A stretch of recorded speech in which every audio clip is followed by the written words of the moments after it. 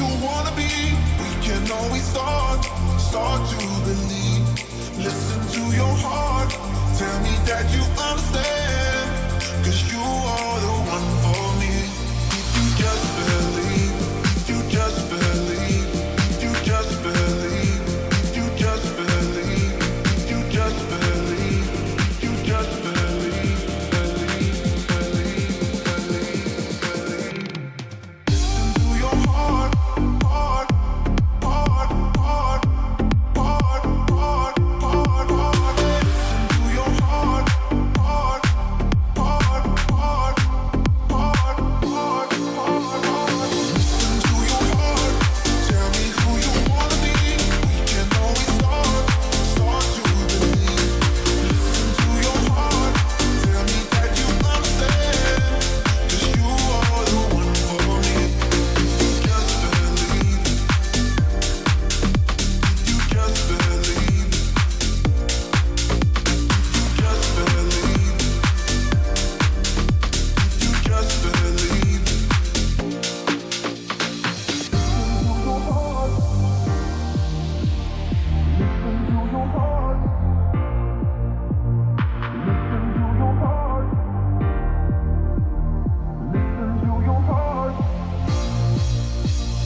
Listen to your heart, tell me who you wanna be.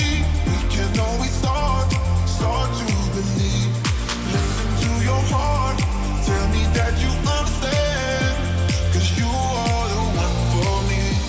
You just believe, you just believe, you just believe, you just believe, you just believe, you just believe, believe. Listen to your heart, heart, heart, heart, heart, heart, heart, heart. Listen to your heart, heart, heart, heart, heart, heart, heart, heart. Listen to your heart, tell me who you wanna be. We can always start to believe. Yes, people, good afternoon. Welcome back to another stream on this fine Sunday afternoon. Bank holiday here in not so sunny Dublin anymore. It was sunny about half an hour ago, but the skies are grey, as they always are. Anyways, welcome back to another stream. I hope you're all doing very well. Plenty to talk about for a change. Like I said on the stream on Thursday, we weren't going to stream. We're not going to stream unless there's really stuff to talk about. It's opinions to share, bits of news here and there. We're not going to stream for the sake of streaming. We're not going to make content for the sake of content. We don't want to bore you with stuff you don't want to see or milk it. So today we actually have stuff to talk about. Which is fantastic. Before we get into it, do us a favor, hit the thumbs up button, subscribe if you're new. We're 130 now off 9k. Would love to hit 9k ASAP. Rocky, you know the deal. And link in the chat if anybody wishes to become a channel member. Who have we got in the building? Briggsy, Puneet, MJG, Jack, Devious, City Luke, and Darsh Meta. Welcome everybody to the stream. Hit that thumbs up button. And yeah, listen, Tolmy has been active over the last 5-6 hours, giving us plenty to talk about. There's a bit on City Extra. There's a lot of news worth talking about. So we're going to get into it, man. We're going to get into it. Some good, some bad. Some mistakes possibly, I don't know. We're going to have a chat about it. We want you lot to get involved too. It's great to have something to talk about. I'm sure it'll all pop off during the transfer season anyway, when the transfer window opens. But for now, we are what we are. We are what we are. So hit the thumbs up button and let's get into it. I do want to start with non-City stuff because I have to get this off my chest. Okay? European football is fucked, people. European football is fucked, okay? Here we go. Kylian Mbappe to Real Madrid. This is not good news. This is not good news, people. Mbappe to Real Madrid. I don't like how people say, how can you compete with Man City? How can you compete with this? I mean, their attack line is stacked. Mbappe, Vinny, Rodrigo, Endrick, Arda Güler, Brahim Diaz, Hosselu, Jude Bellingham.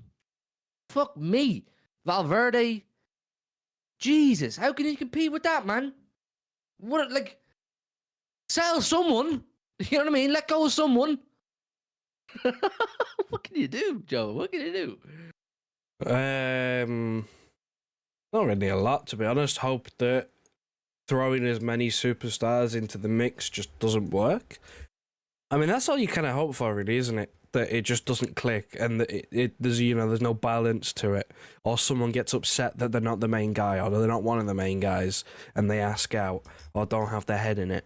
Like, that's all you can really hope for. I mean, to be honest, I'm not too worried, because Real Madrid are Real Madrid. They don't need superstar players to have this fucking dark magic juju that they have every single fucking year, where they get bopped off the park. They didn't need Mbappe. They get bopped off the park and still win. And it gets branded as, this is what they do. So surely to God, right, the footballing gods will not allow this to continue, right? If there is a footballing god out there, right, surely karma will come and bite them in the ass, because this is actually ridiculous, the amount of times that they do this. That I saw, I'm not like a man that's totally for stats, right? But I do follow the XG philosophy on Twitter, because it's interesting to see the dynamics of a game sometimes. The only knockout tie that they actually won on XG was Bayern Munich. They lost every single tie based on expected goals, including the final, and they won a competition. It's just fucking crazy. This is, to me, right, this is why I've always had the mindset of, for me, Premier League, I love winning the Premier League, because you can't look a Premier League. You cannot look a Premier League. You have to be the best team over the course of a 38-game season. With the Champions League, you don't have to be the best team. You just have to get lucky. It's true. It's fucking true, man. There's a huge amount of luck in the Champions League. I kind of know how people felt now when we signed Haaland. You know, when we signed Haaland and we threw Haaland into a team with De Bruyne, Mahrez, Gundo, Foden, Bernardo, and everyone's like, they're already stacked as it is. They don't need Haaland. And then we go and sign Erling Haaland, and everyone's like, what? Like, how can you compete with that? So it feels a little bit like that, doesn't it? But I mean, let them do their thing. Big up Donna Cullen. Thank you for your lovely compliments as always. Very complimentary of how I look and sound. Appreciate that. 60 in the building. Make sure you've all hit the like button. It's an interesting day already. With Mbappe to Real Madrid. Look, the thing with Real Madrid and this super team they're building, this Galactico team they're building, I give it one season. Excuse me, people. I'm dying of hay fever and all that. I give it one season before it starts to combust, before it starts to fall apart. I give it one season before one or two or maybe three of that front line decide they're not getting the football they want / deserve, and they want to leave. I know we were all kind of pinning our hopes, or semi-pinning our hopes, that Rodrigo might get a bit unsettled. But after last night, he's come out with more quotes around it. He's at Rodrigo and Man City links. This week, some media said about bids, clubs, interest. I don't know anything about it, and I'm not interested. Even if there are proposals, I have no idea about that. I'm staying. I'm happy here. How can I leave Real Madrid? So for any of you out there who had hopes of signing Rodrigo this summer, it doesn't get more black and white than that. Do you know what I mean? It doesn't get more black and white. Straight from the horse's mouth, Rodrigo is not leaving Real Madrid. But I'll put money on it, people. Mark this, bookmark this. By this time next year, Rodrigo or Endrick or Arda Güler or Vinny or someone, I don't know who, will feel differently and start to think, I'm a bit unhappy here. I'm a young player needing a lot of football, and I'm not quite getting the football because Teenage Mutant Ninja Turtle over here is hogging all the ball. Do you know what I'm saying? You throw Mbappe in there, who has to start week in, week out. Someone's going to suffer. Next season, maybe we have an opportunity to slide in and steal a player or two off Real Madrid. We'll have to see. But for now, let's talk about our own business.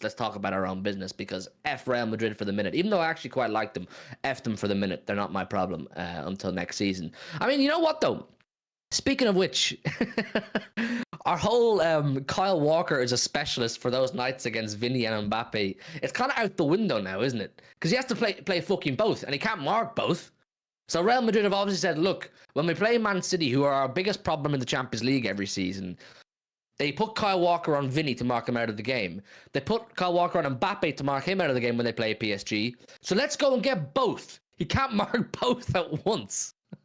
So fuck, what's Kyle Walker's point anymore? Do you know what I'm saying, Joe? Fuck him off. Sick of him anyway.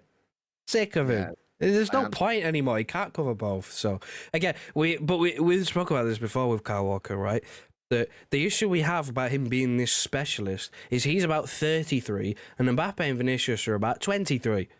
So there will become a point where, regardless, we're going to have to find a different way to deal with them anyway. That's it, man. That's it. That's it. We're going to have to do them anyway. Look, with Kyle Walker, I'm ready for Kyle Walker to go. I am ready for Kyle Walker to go. I think he doesn't behave like a captain. I don't think he's had a very good season. I don't think his last season either, when we won the treble, was a very good season for him either. I think he'll admit that himself. I think it's time to cut ties with Kyle Walker. Look, that's just, I know it's not actual news today, but that's just my opinion. I think it's okay for Kyle Walker to go, and we can be just fine without Kyle Walker. He's just not for me right now, Kyle Walker, and he hasn't been for a while. I don't like his behavior. I don't like the fact that he's starting a podcast. I don't think, like, what are you doing starting a podcast? You have all the time in the world post-retirement to start a podcast and do all your media stuff and be a personality, be the next Mika Richards or Rio Ferdinand, whatever it is you want to do. But right now, you should be solely focused on being the captain of the most successful club in recent times in England. And I just don't like the way he operates. Some of you may feel different to me and be like, oh, let him do whatever he wants as long as he's performing on the pitch, which he's not really. Leave him be. It's just not for me. Maybe I'm a bit more traditional. Maybe I preferred Vinny's and Gundos and Fernandinho's of this world who were just solely focused on being the fucking captain of Manchester City. Do you know what I'm saying? It just doesn't sit well with me. We spoke about this in depth when he did the original podcast with Rio Ferdinand, and I said that didn't sit well with me. Why are you doing a 2-part podcast with an ex-Man United player midway through a season when we're fighting for, at the time, a Champions League and a Premier League and an FA Cup? I thought it was ridiculous. I say sell Kyle Walker. He's one of the players I believe should go this summer. No gripe on him. Absolutely loved him for many years. Think he's the greatest right back of all time in Premier League football. But, mate, you got to go. You got to go as far as I'm concerned. And if you feel differently, I'm not going to argue with that. But, you know what I'm saying? It's just my opinion. It's just my opinion. Right, let's get on to some more positive news. Let's get on to more progressive news, which is what we prefer to be covering here, isn't it? Tolmy has been tweeting all morning about all sorts of players, all sorts of contracts, all sorts of moves here and there. The biggest one, we're going to start with the biggest one, and that, of course, is the Phil Foden and Rodri situation. Tolmy says, saving the best to last. Exclusiva! City to open contract renewals with Phil Foden and Rodri this summer over major new deals. Both contracted till 2027 and huge pay increases involved. Now, this is the kind of news I want to be seeing. This is the kind of information I want to be getting from my ITKs. Big up Tommy for delivering that. That's what we want. Phil Foden and Rodri. Joe, we have discussed the future of this Manchester City team, potentially post Pep Guardiola, quite a bit. You know what I'm saying? Like, who we can build a team around when your older players, your De Bruyne's, your Bernardo's, your Stones, your Walkers, your your senior figures, when they eventually start to phase out and they start to leave the club, who do we start to build the club around? Who becomes our linchpins? Who becomes our main men? And I think it's quite clear that the main one is Phil Foden for me, because he's younger and he's been at the club a long time, longer than Rodri. You build it around him, but Rodri's still young enough to have it built around him too. It makes sense to make these two of the highest paid players in the club. I would say when Kevin De Bruyne goes, you want Rodri and Foden to be 2 and 3. Whichever one is 2, whichever one is 3, it's up to you to decide. But you want these two to be in the top 3 earners of the club. Well, yeah, because easier to... Well, forget the future. This is the now. These were the 2 most important players of 4 in a row. The 4 in a row season just gone. They were the 2 most important players we had. Phil Foden, Premier League Player of the Season. And we looked absolutely fucking hopeless without Rodri in trying to win a game of football. So, these are our 2 main guys. So, I mean, there's a lot of uncertainties right now in terms of what the future's going to look like, past next year. Mainly it's, the manager and Tiki and Fran Soriano as well. Like, those are the main 3. Where it's not just management level, it's board level. There's a lot of uncertainties, but you can control the player side of things, which is what we should be doing at least. The very least, the minimum that I expect us to do is to control what we can and try and keep the players that we've got. That's the main thing I expect, because there's not a lot we can do with the manager situation. It's his decision. Same thing with people like Fran Soriano and Tiki. It's their decision if they want to jump ship as well. Like they can decide that. But with the players, we can keep those. We can try and keep those. We have a say in the matter in that. So These are the two that, out of everybody that you want to extend, these are probably the two that are the most important. I'd even go as far to say, you know, they're more important than trying to sign Haaland to an extension. Certainly more important than trying to sign De Bruyne to an extension. You know, I think for me, it's like Pep first, I'd say. In terms of contract extension, it's Pep first. But again, there's not a lot you can control. And then it's these two. I agree. Guys, make sure you hit the like button, man. We're 6 likes off 50. Hit that thumbs up button, people. There's $5,000 a week between them. They're both contract till 2027. Foden's on 225,000 a week, and Rodri's on 220,000 a week. I think you can easily bump them both up into the 300s and put them up there with Bernardo. With Jack Grealish on 300,000 a week now. Bernardo's on 300,000 a week now. I think you can bump both of them up to that and give them contracts till 2030. Try and nail them down for as long as possible. But there is a caveat to what I'm saying, people. There is a caveat to how important it is to signing them to a new deal. There's no point signing Rodri to a new deal if you're not going to protect the fucker. Do you know what I mean? There's no point in getting Rodri a long-term extension and saying you are the main man in midfield for us, as you have been for the last couple of years, and not signing a compliment to him, not signing a backup, not signing a protector in some sense, because he'll be burnt out by 2027. By the end of his current contract in 3 years' time, 2027, he'll be burnt out. He'll be finished. He won't be able to run. So it's absolutely imperative that we go and sign someone who can support Rodri if we're going to keep Rodri for longer. Do you know what I'm saying? That's why I said the other day on the stream, I think Bruno G is a must sign. And I know plenty of you say 100 million is not worth it for Bruno G. I think it is. I think he's a 50 to 60 million pound player, and the other 40 million I think is well spent on protecting Rodri and providing Rodri with a backup. I would pay 40 to 50 million, absolutely no problem, if it meant that Rodri got a bit of protection, Rodri got a bit of why is it? People getting timed out, man. If it meant Rodri got a bit of extra protection, essentially, I think it's absolutely imperative that Rodri gets protection. And then we got a super chat here about that sort of topic from MCFC. Big up MCFC for the super chat. Says, hey Hugh, what was the cryptic tweet you did about Bruno the other day? Are you confident he joins? I am super confident he joins MCFC. I have heard that he has personal terms agreed with Manchester City. Once again, I've only heard it. It doesn't mean it's happened. It just means Hugh has heard it. That prick with a camera has heard it. Doesn't mean it's true. Doesn't mean he's going to, it's a done deal. I've just heard he's agreed personal terms with the club and he really wants Manchester City. That's all I've heard. Take it as you will. I'm not telling you it's fact. I'm just telling you what I've heard. As always, I'll always tell you what I hear, and that's what I heard. Bruno's agreed personal terms with Manchester City. And I think this is the right move. I think this is absolutely the right move. I'm super confident he joins. I think the club see the situation. I think the club have read the situation very well with Rodri.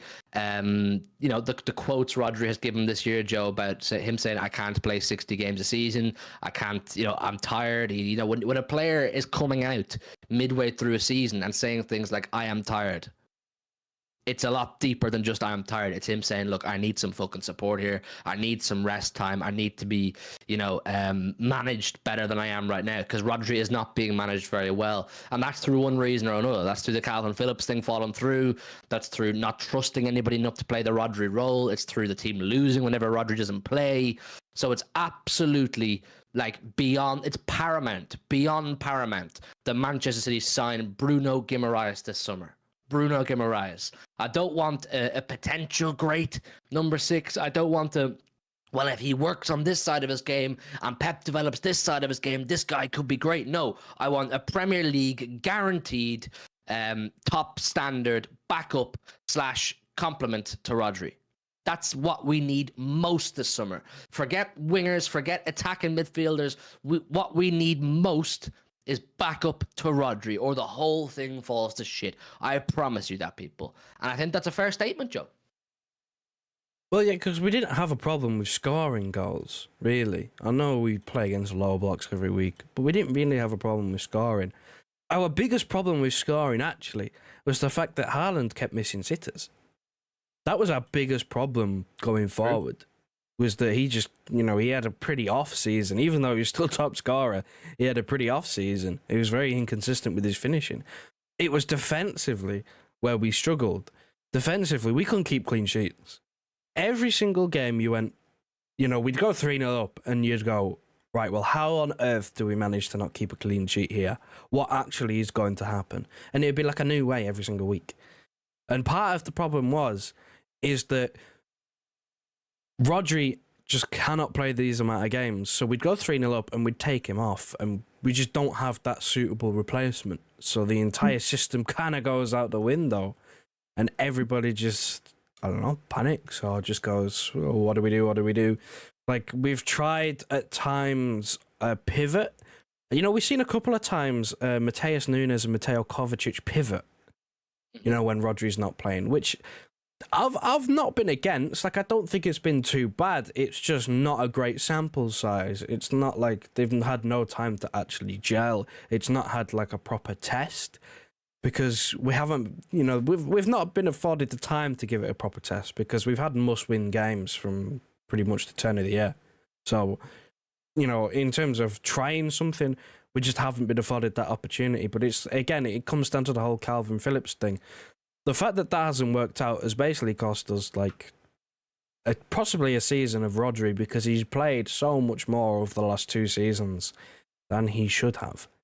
So the main priority for me is signing that backup or player who can play next to Rodri, the player who can do both, complement Rodri and play instead of Rodri. That's what we need because he will look a lot better. For as good as he is, there were games towards the end of the season just gone where you could tell he was tired.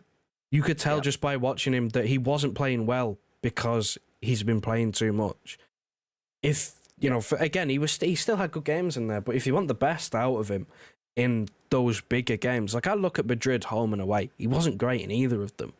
But at that point, he'd played, I don't even want to know how many games in a row, to be honest. The only break he got was when he got suspended, when he got sent off. That's the only break he got. So, I mean, we need to sign someone in that position because when it comes to the big games, we need him on it. And he can't be on it if he's playing 60 games a season. And turn that 60 into 70 with the new Club World Cup and the new Champions League format, and you've got an absolute disaster waiting to happen. So that's probably the most important signing we'll make all season. It might not be the best.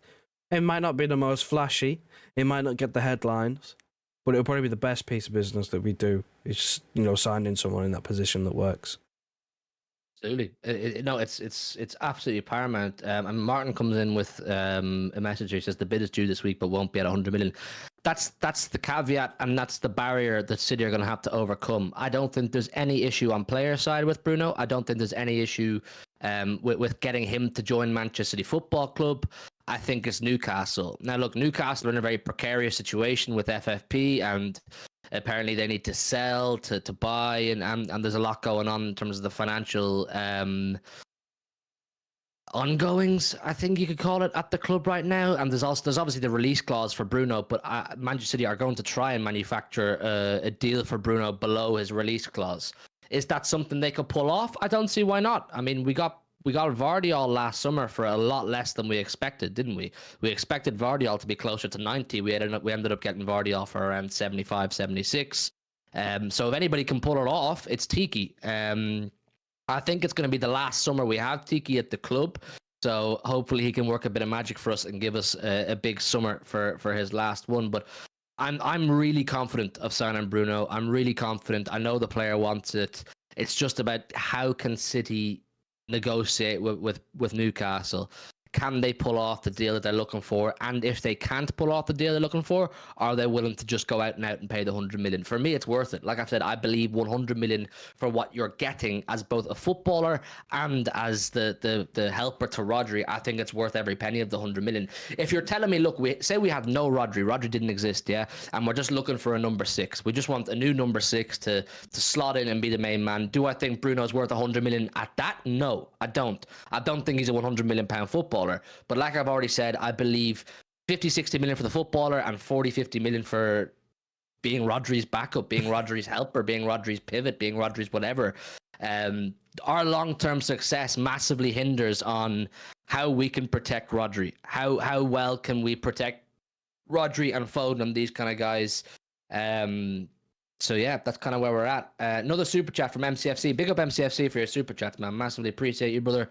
He says anyone that doesn't want Bruno needs to watch him. Lol, he would have expected. He would have the Rice to Arsenal-esque impact with us, in my opinion. Well, I think it's an interesting comparison, MCFC, because I said this in a stream the other day that I believe Rice would have been the ultimate that we would have wanted to get for what we're looking for, and that's why we kind of half went for Rice last summer. But if you can't get Rice, which we didn't, Bruno is the next one down the list. Bruno is the next one down on the list for exactly what we're looking for. A versatile, under the umbrella of midfielder. He can go forward, he can go back, he'll sit beside Rodri, he'll play instead of Rodri, and he's a hyper experienced and reliable player. I mean, he played 50 games last season for Newcastle, their most played player. He wasn't injured once, didn't miss a single game through injury. He missed one game through yellow card suspensions. He has all the hallmarks of exactly what we need. Brazilian international. It's a massive upgrade. It's like what we wanted Calvin Phillips to be on steroids. You know what I'm saying? It's a massive upgrade on what Calvin Phillips was meant to be. I think that's the fairest assessment I can give it. Well, I mean, yeah, you kind of just said it best with the whole 100 million thing, where it costs, he's not worth it, but Grealish wasn't worth it, and we won a treble. Rice isn't worth it. Rice isn't worth it, and Arsenal look. I mean, I think Arteta's getting a new contract at a pay rise, because they know that Pep's time is coming to an end, or they think they know Pep's time is coming to an end, and they know that they are primed and ready to, capitalize on that. And Rice was a big part of that. It's just one of them things where, again, the 100 million, very little amount of players are worth 100 million, but it's, you got to look past just the player. You're paying 65 to 70, I'd say, for the player, maybe at a push. I'd say around 65. And the rest of it is genuinely prolonging Rodri's stay at the top. Which is 100%, forget 100%, million% worth it. 100%, million%, 10 million%, whatever you want. Protect Rodri, people. Protect Rodri. Oi, JTI, the king JTI has arrived with a 10 gifted membership. Hit the soundboard, Joe, for God's sake. Yeah. JTI gifted 10 HMTV memberships to you lucky lot. If you were one of the lucky 10 people, make sure you thank JTI profusely. Absolute legend of the chat, always looking after our members, man. As I always say, it's a prestigious club for prestigious people. JTI is a very fucking prestigious person, I promise you. JTI, absolute legend, man. Absolute legend. Thank you so much, man. I appreciate you a lot. Absolute legend. You know what I'm saying? You don't have to do that, but all of your support, JTI, we got massive love for you. And he's off out to do the groceries. You have a great Sunday, JTI, mate. You deserve it. And the community really appreciates you, man. Really appreciates you. Absolute legend, man. Really appreciate that. Big up to you. Martin as well comes in with the 5. Big up Martin for the super chat. Says big up Hugh and Joe. Have to get you on ours soon, lads. Big up, smash those likes. Martin, send me a message, man. Me and Joe, happy to go on whenever you want this, man. If we're free, we'll make it happen 100%. There's a long summer ahead to talk about transfers and all that stuff. Me and Joe will be more than glad to go on the famous Mancunian way and chat to you and your guys 100%. You know that, man. You know I've always got time for you, bro. So shoot me or Joe a message, and either one of us or both of us, more than happy to come on. Big up to you for the super chat, Martin. Hope you're doing well, my friend. MCFC comes in again with another super chat and says, sorry if you've gone over already, but thoughts on Mainan rumours. I did want to talk about, we'll get back to Foden in a sec, but the thing with Mainan is, I saw you asking, have we contacted Mainan? The thing is, MCFC, I'll never lie to you, lad. I've not heard anything about Mainan. I don't know anything about the Mainan deal. I've heard nothing about anything really, bar Pep and Bruno. That's all I've really heard. As far as anything I've heard goes, and once, as always, you don't have to take anything I hear as gospel. I just tell you what I hear, the kind of rumors that I hear and people tell me. But look, as far as it goes, I don't know much about him. I like Mainan. I think he's a really good goalkeeper at AC Milan. I don't know what age he is now. Mike Mainan. I went to watch him once for France. Wasn't it France? Yeah, it was France. He played against Ireland in our local stadium down the road, the Viva, and he was unbelievable. He stopped us beating France. We should have beaten France that night, but he was just unplayable. He's 28. I like him, but he's not Ederson. You know what I'm saying? He's not Ederson. I would much rather keep Ederson than sign Mike Maignan. I don't know what he's like with the ball on his feet. He comes across to me, from what I've seen, maybe some of you who watch more can tell me more, as a very good shot stopper, a really good shot stopper at that, kind of Ortega-esque, but I don't know what he's like with the ball on his feet. I mean, I think Tommy has something about Mike Maignan here, if I can find it. Maybe I saw it somewhere else, or maybe it was on City Extra. I'm not too sure. It was City Extra. I have it in front of me here. It was Alan Nixon, reluctant Nico on Twitter, saying Man City will move for AC Milan's Mike Maignan if Ederson leaves this summer. How do you feel about that? Feel like it's a lot of bollocks. I'd rather keep Ederson. For just my personal opinion, I'd rather keep Ederson. But I guess if Ederson was to leave, say that situation does happen, are there actually any available goalkeepers?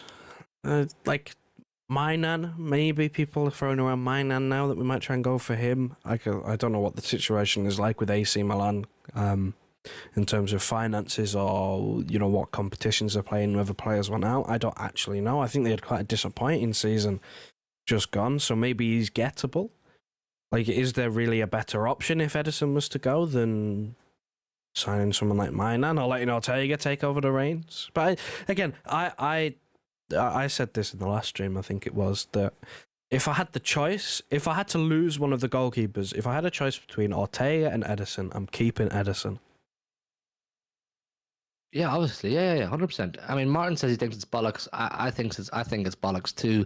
We know the contract that City offered Ederson is still on the table, and I expect and I demand. I'm personally demanding here, which I don't do very often, that it's a substantially higher wage packet we're offering to Ederson because he deserves it. I mean, 100 grand a week for Ederson's on right now it's disgraceful.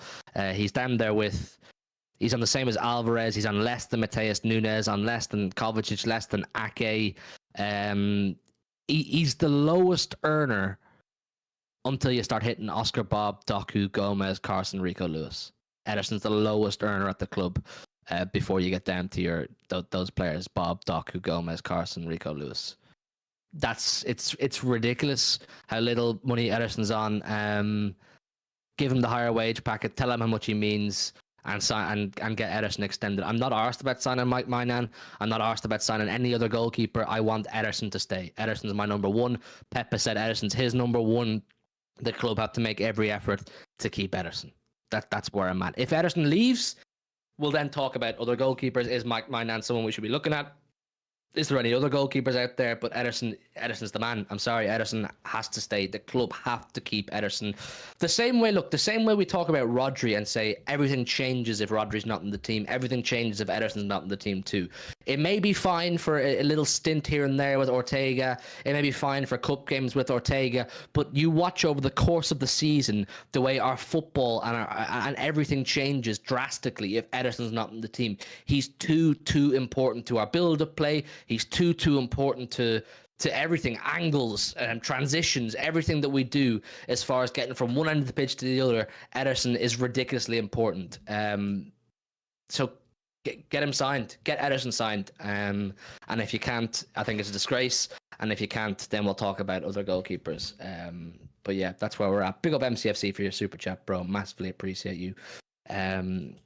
Right, let's keep it stepping. Let's go back to Phil Foden and Rodri in the title. Looking to get Foden onto a new contract. It just says long-term extension, Tommy's tweet. It doesn't say till when. I would imagine it'll add another 2-3 years, bringing it to about 2030, Joe, which will bring Foden to like 28, 29 years old, maybe 29. I think he's a year younger than me. So yeah, he'd be like 29, and then you're starting to get the best years of Phil Foden. But I think you have to make him one of the highest earners of the club, and I think it's the right business. I think the club need to make these extensions, relevant extensions to the relevant players, while Tiki are still here, and allow Pep and Tiki and Fran Soriano and Khaldoon to speak to these players and outline the project post-Pep. I think that's the big obstacle that the club had to overcome in terms of signing new players or signing players to contract extensions, is outlining the project post Pep Guardiola, because the plans for post Pep Guardiola have to begin now, possibly had to begin a while ago. Maybe they did, we don't know. But you can't just say, "Oh, Pep's gone in May, and in May we'll worry about the outlook of the club post then." But yeah, Foden and Rodri are critical for the landscape of the club going forward. But there's a big transition and a lot of work to be put in here, Joe. Yeah, I mean, it starts with Foden for me. Like, tying this guy down till he's almost 30, like, it's crucial for me because he's shown now that he can shoulder the responsibility of being the main man. Like, he can do that.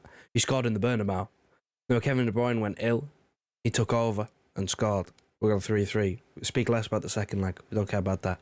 The first leg, again, he's shown he can shoulder the responsibility. I think the one thing that I am looking at with Phil Foden, in terms of going forward, in terms of a performance base, is when you look at his numbers, his goal scoring numbers are unbelievable, but his assist numbers leave a little bit to be desired. He could probably do with a few more of those. Now, I'm not saying he can't pass a ball, he's not creative. I think it's the opposite. I think the people who are out there and say that he can't pick a pass and he doesn't have a good passing range and he's not very creative, I don't think they watch him. I really don't think they watch him. He's a very creative player. I think he would have ended up, higher numbers. His numbers would have been bumped up if Haaland had a season like he did last season. Haaland played like he did the season before. Foden's numbers look absolutely unreal. Well, because let's be clear. Top assister was Ollie Watkins, was 13. I think Foden probably breaks that if Haaland is on it. Yeah, so I'm looking for more assists. If we want to build a team around him, and he takes over from Kevin De Bruyne, the one thing that Kevin De Bruyne did was, he ended up on, I don't even know how many assists. I think it was 16 or something. All competition, he played half a season. That's just ridiculous. That's ridiculous. That's a level that I'm not expecting Foden to hit that level because, to be honest, I'm not really expecting anyone to hit that level. But I think potentially going forward, I'd like to see a few more assists if he's going to be the main creator. But he's the guy that you build your team around him. He's a guy that you can build your team around. He's a winner. He's already spoken about how he's already looking at Giggs's, I think it's 13 league titles, and he's already looking at that and going, well, I have 6. I want to beat that. I want to have the most. That's what he wants. He wants to be one of the most decorated players in English football history. That's what he wants. And again, he's also spoken about how he feels like he has a point to prove with the national team, which I hope to God he just takes it easy, because I don't want him to sacrifice next season by going all out in the Euros, to be honest. I'd rather he didn't play, but that's just my opinion, club over country. But that's the guy you build your team around. And if we can get him tied down to 20... It sounds mad, right? 2030. 30. Mm-hmm. Sounds crazy. Chelsea settings. Chelsea settings, isn't it? Well, you got to do what you got to do, because I think you said it on the last stream that once Pep leaves, clubs will probably try their hand, at least try. If things don't go well, clubs will try, because even though he's blue through and through, if we don't win, if we're not good, I can do anything to a player. Same with Saka. At Arsenal. You know what I mean? If Arsenal continue to not get those major trophies and keep just getting close and close and close, but not quite getting there, he may have his head turned by other clubs. Just a quick message. I see Alex said he's in hospital on Tuesday and he's having a few problems with health. Alec, just for myself and Joe, I hope it goes well for you, and wishing a speedy recovery. All the best from both of us here. Big up to you, Alec. We know you're a big supporter of all the city content. So just for myself and Joe, best of luck with your health. And I hope it gets well for you. I hope it goes well for you. And I hope our content and other city content is keeping you through it. It's keeping you through it, man. Big up to you and stay strong. I agree with everything you said on Foden. Look, the thing for me with Phil Foden is I don't want to hear about Bellingham. I don't want to hear about Saka. I don't want to hear about any of these guys. I don't think they lay a glove on Foden when it comes to ability and talent. And that's not me being biased. I genuinely believe that. There was very few people bigging up Jude Bellingham as much as me last season when he was at Dortmund. Joe can attest for that. I was bigging up Jude Bellingham like he was unbelievable. And then I realized, I was like, look, I'm probably doing too much here with Bellingham. He was 19 at the time. And you know, he's got a long way to go. When he gets to Madrid, we'll see. He's not close to Foden when it comes to ability. He's not. He's just not close to when he comes to ability for Phil Foden. Foden is the most talented and gifted footballer England has to offer right now. Foden is the closest thing England has seen to Wayne Rooney since Wayne Rooney. That's where I'm at with Phil Foden right now. I think playing him in the middle for England will give them a better chance of winning. I'd prefer him not to play for England. I'd rather he had the summer off, same as Joe. But for Manchester City, which is all I really care about, I'm not arsed about England. I'm not really arsed about international football. City need to keep this guy. City absolutely need to keep this guy and make it clear to him that we're going to keep trying to be successful post Pep Guardiola. Like I said, he's on 225,000 a week until 2027. I'd bump him up to 300, easily 350. I'd happily make him the third highest paid player at the club on 350 behind Haaland and De Bruyne. I would happily make Foden the third highest paid player at the club. I'd be happy to put Rodri up there too, but we're just talking about Foden for the minute, and give Foden a long-term extension. In the next year or two, people, the next year or two, when Foden's 25, 26, 24, 25, 26, he's going to be part of that leadership squad. He's going to be part of that leadership squad. He's going to be one of the senior figures of the squad because he's been around so long, and our older players are going to start to leave. So Foden is the face, the leader, or one of the leaders, and the most talented player at the club, as far as I'm concerned. The wage bill is getting too high, Elder, a little bit, but you think about it, we're going to let Cancelo go as best as possible. Sergio Gomez will go.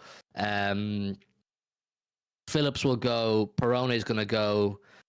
So you're going to relieve yourself of a good bit there. Do you know what I mean? I know Phillips on like 100, 150 grand a week or something like that. When you relieve yourself of that, you're giving yourself a bit more wiggle room. But I'm not arsed. Look, I don't support a fucking bank. Do you know what I mean? I don't care. Pay your top assets what they deserve to be paid.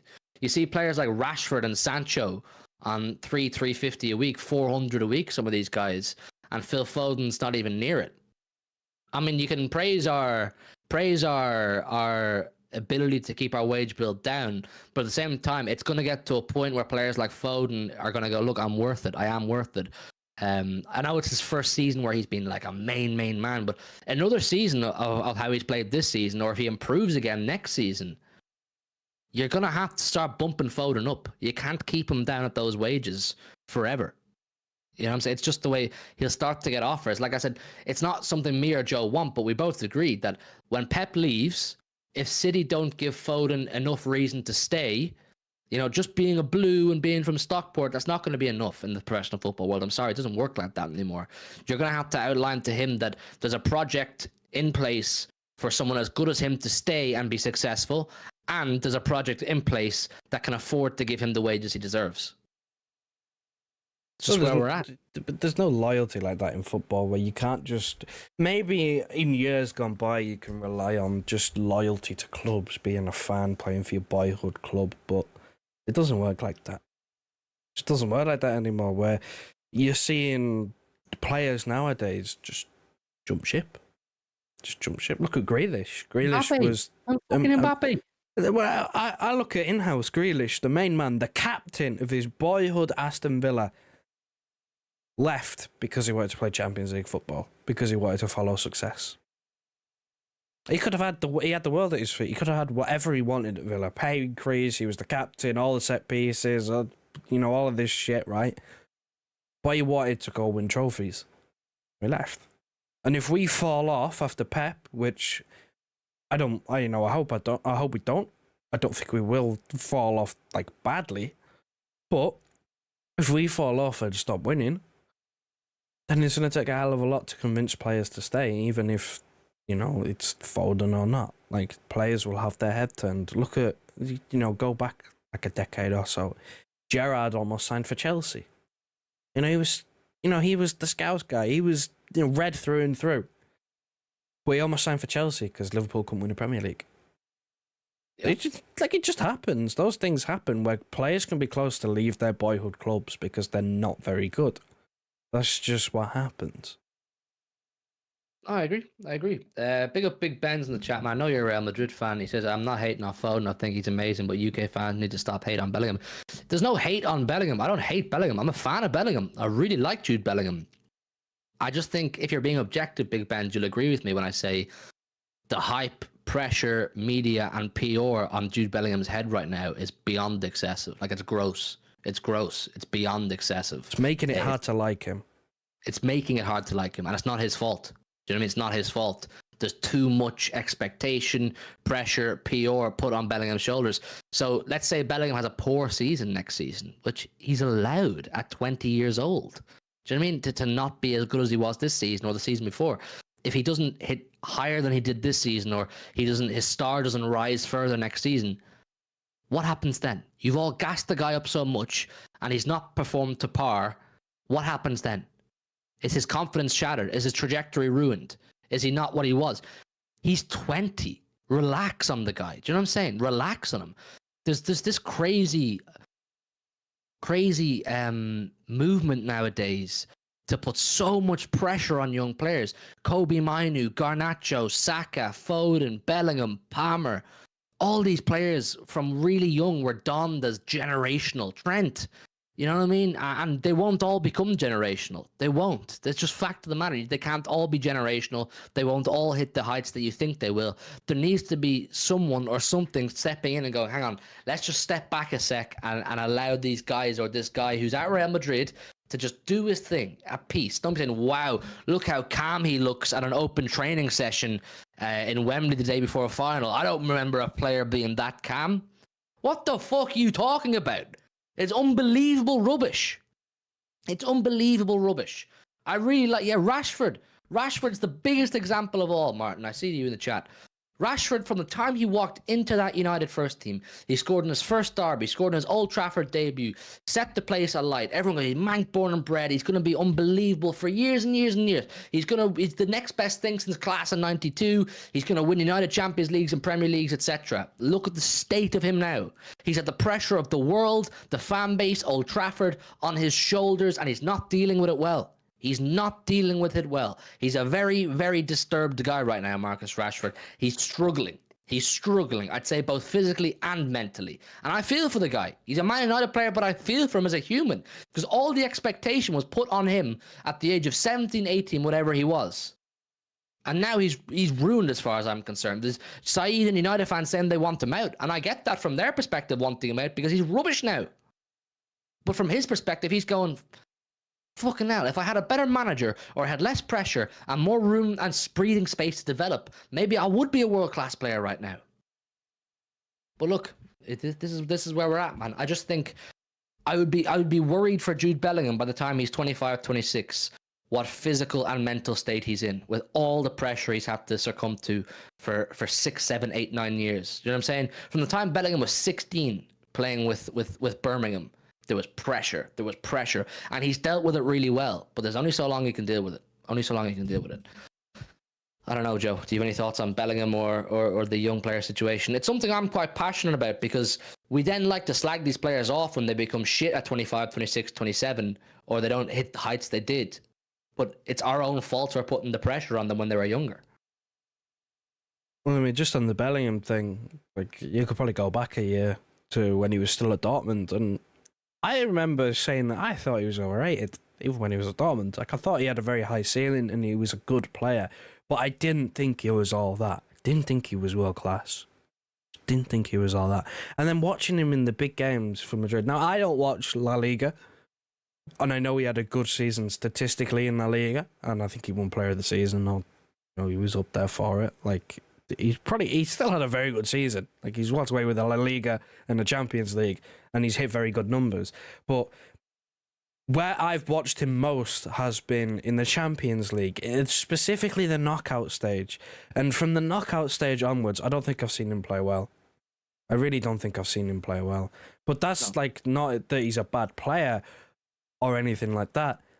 It's just the pressure that this guy's under is unreal. I mean, when the one that got me yesterday was, look how calm he looks.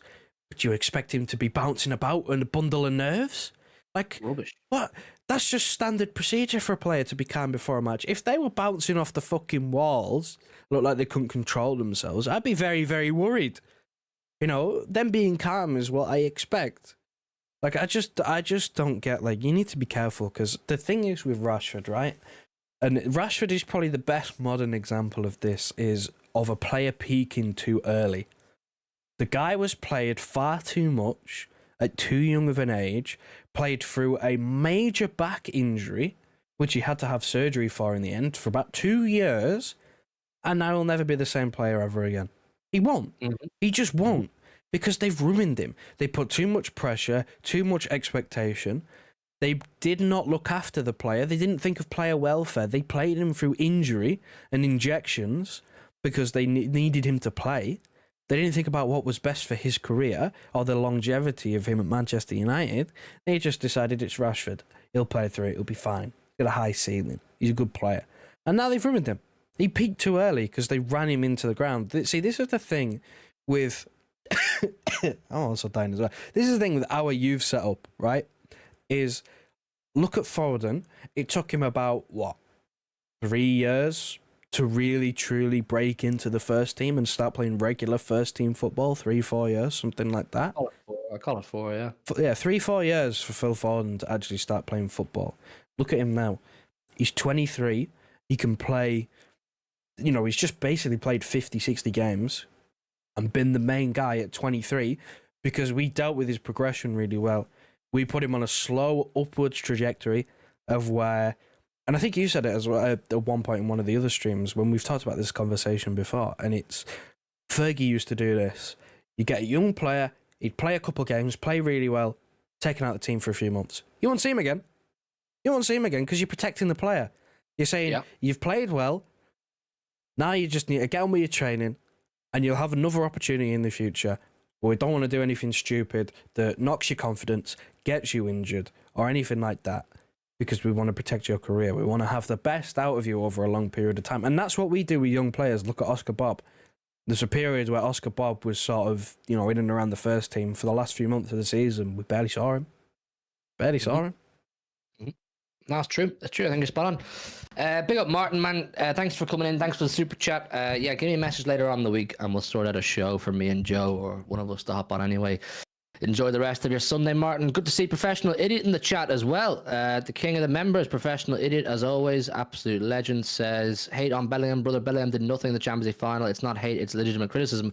That's another thing. It's like people call criticism of one of these players that's been put on a massive pedestal as hate.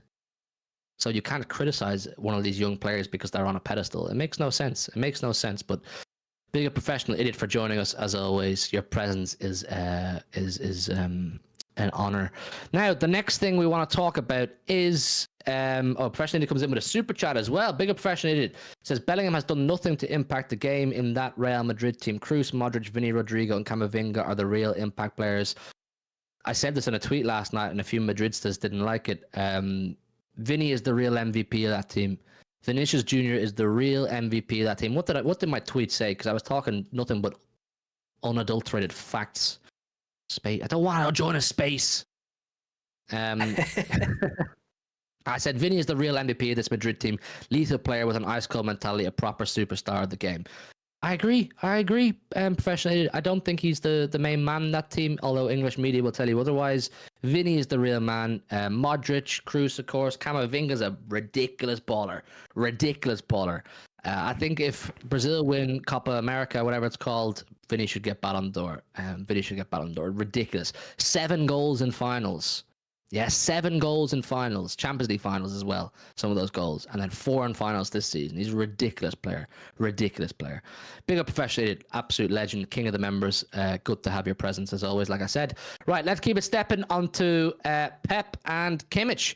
According to Tommy Joe, Joshua Kimmich advisors want to know if Pep Guardiola intends to stay beyond June 2025. While Joshua Kimmich's advisors get to the back of the queue, because you're not the only ones who want to know if Pep is staying beyond 2025. Like I said, people, I've been told that Pep is not staying beyond 2025. Is this Joshua Kimmich hinting at him wanting to come to Manchester City? If he was to be told that Pep is not staying past 2025, would he decide he's not coming to Man City because he only really wants to play for Pep? Is Kimmich someone we want? Is Kimmich someone we need? Does Kimmich want to play for Vincent Kompany? There's a lot of questions to be answered here. And I'm going to be fully honest with you people. I would prefer Bruno G. Maybe controversial, maybe not the answer you want to hear from me, but I would prefer Bruno G. But anyway, listen, Joe, Kimmich wanting to know, is Pep staying beyond 2025? How do you feel about this? I mean, I'd also prefer Bruno G. I think we can kind of... this would be a very, very quick topic of conversation. If his deal hinges on the fact that he's basically going, is Pep going to stay past 2025? That tells me one thing, right? And that's that he wants to play for Pep and Pep only. If Pep's not here, he's not interested, right? And I don't believe Pep will be here by, past 2025. I don't think he signs an extension. I think he leaves. So we can basically put this one out the way with, just dead in the water. If this deal hinges on Pep's future, we just won't sign him. This is as far as it goes for me. And again, I'd prefer Bruno G, a bit younger, Prem proven. I think physically, he's bigger, stronger, of course. So naturally, probably a better fit as a number 6. Kimmich is probably more versatile. Well, he's definitely more versatile. 6'8", could play either side of fullback, even has played centre half before. But Bruno, for me, first choice, fits the bill.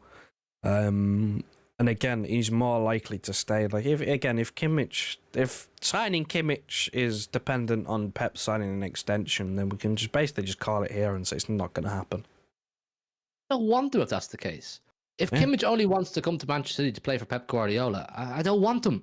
I don't want him. We are now at a point, people, where we have to start looking for players who want to play for Manchester City and want to play for our project beyond Pep Guardiola, because we are looking at life beyond Pep Guardiola now. We are starting to plan slowly but surely for life beyond Pep Guardiola. So if these players only want to play for Pep, well then don't sign them. Don't sign them, because they'll start causing problems. They'll start down in tools maybe when Pep leaves, or else they won't sign at all. We shouldn't be spending our time looking at players who only want to come for Pep. I get that has been our biggest pulling power for the most part of the last 8-9 years, but now we need to accept and work on this project and trajectory post Pep Guardiola and find players who are bought into that. Find players who are bought into that. I think Bruno G would be bought into that 100%. I think he would. Because like I said, I've heard his personal terms are agreed. So I assume he's asked the question, is Pep staying? And I assume he's got the answer that we all kind of expect. I'm not arsed about Kimmich if he only wants to play for Pep. I'm not arsed about anyone. And if any of our players want to leave because Pep is gone, let them go. Let them go. If any of our players come through the door into the office next May and go, look, Pep's gone, I want to go, off you go. You can go. No one's bigger than the club. No one's more important than the club. This is Manchester City Football Club.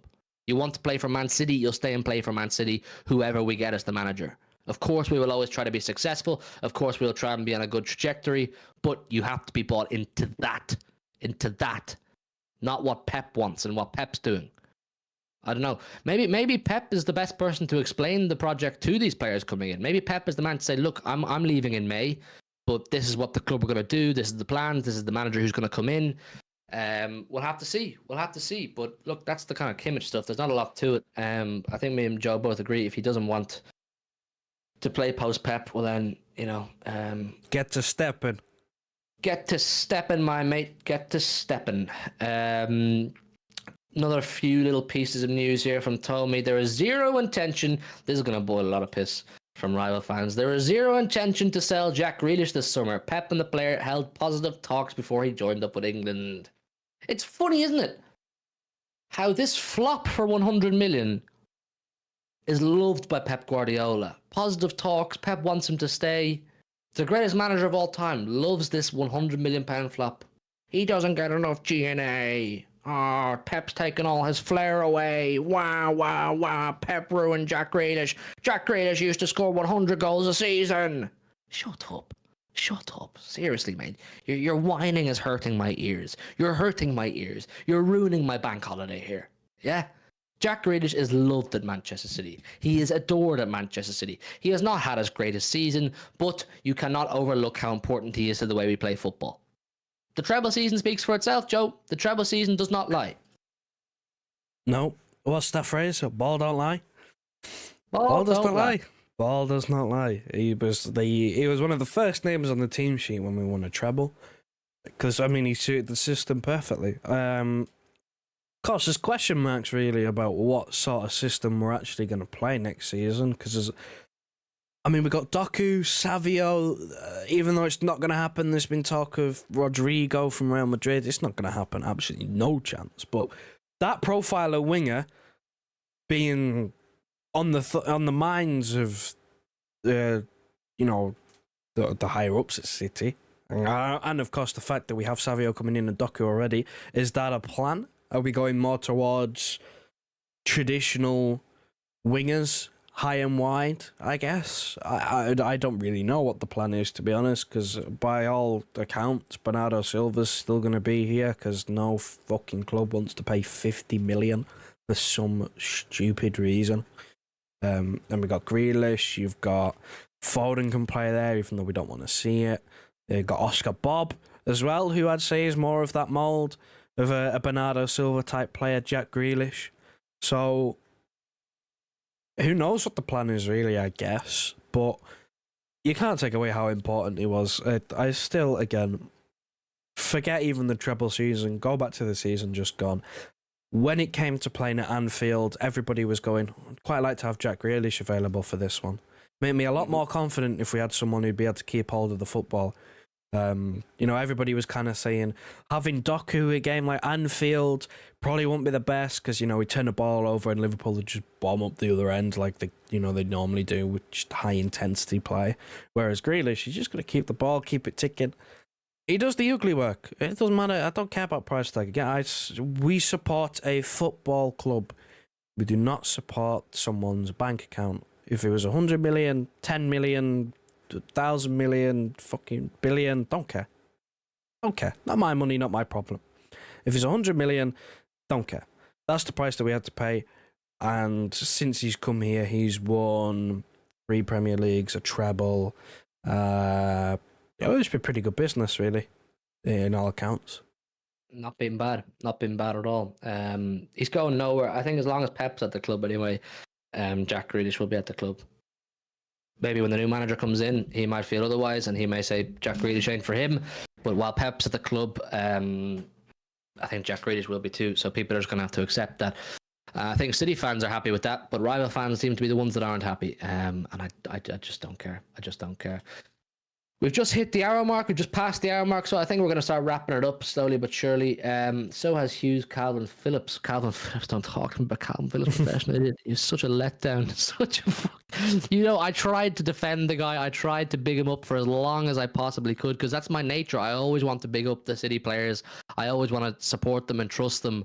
And it just didn't hit, did it? It just didn't land very well. Calvin Phillips, he just didn't land very well.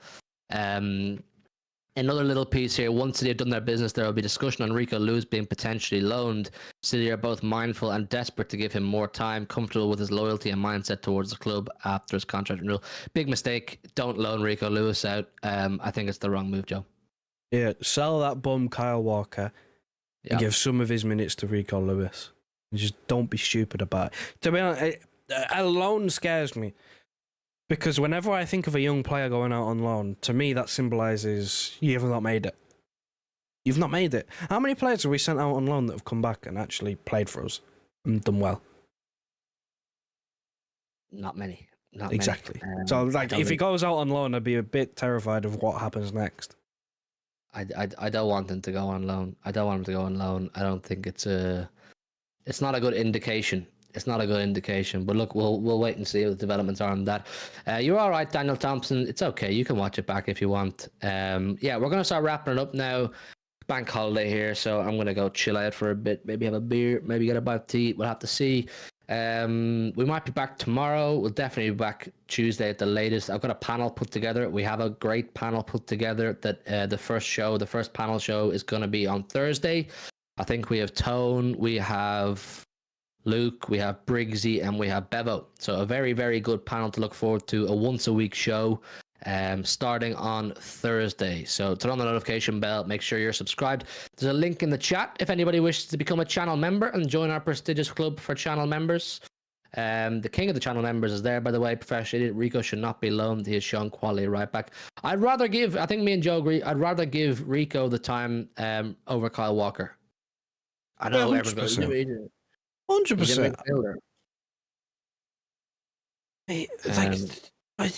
Why should we keep Kyle Walker? I don't. After the season he's just had, mate, he's just started a new fucking podcast. I boils my piss. I'm sick of this guy going to every newspaper and every ex-professional footballer's podcast and speaking and doing all this shit, right? He pissed me off. He proper pissed me off when he said, I can't remember whether it was after the FA Cup final. I think it was that no, it was before. I remember it was before because it was on Sky. He said that winning the Euros would mean more to him than winning the fucking treble. That proper pissed me off, right? And now he started a podcast. He's gone over the boil, mate.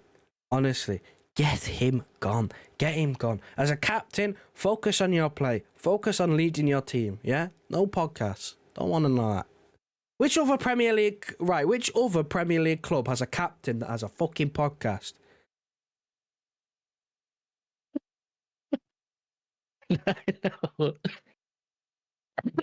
I know. Listen, I'm gonna fucking shoot Kyle Walker an email. I'm gonna shoot him an email. See, can I get him onto this channel for a podcast? If you're doing all the podcasts, mate, you may as well come on here and chat to me and Joe and the chat. Why not? You know what I'm saying? If you're happy to do all these podcasts, come on and chat to a City fan, not fucking Rio Ferdinand. Come on and chat to a City fan. Chat to me, man. Why not? And remember the save Rico Lewis made close to the goal. That was world class. Where he is. I think he's. I don't know world class just yet, but he's a really, really good player, Rico, who I don't want to see go out on loan. Right, let's wrap it up. People. I want to go chill out for a bit. Make sure you've hit that like button. We're on 117 likes. Let's try to get up to 150 between now and the end of the evening. Subscribe if you're new. We're 120 away from 9k. We're getting closer and closer by the day to 9k. And your support massively helps. And link top of the description. And you might have to mute Joe. I don't often lose my head, but this Kyle Walker thing has actually pissed me off. I think Joe versus Kyle Walker on a debate would be unbelievable content. But yeah, link in the chat and top description for anybody wishing to support further, be a channel member. Keep an eye out for the next stream / video, whenever that may be, and enjoy the rest of your weekends, people. In a bit, wrap her up, Joe. Listen to your heart. Tell me who you wanna be. We can always start to believe. Listen to your heart. Tell me that you understand.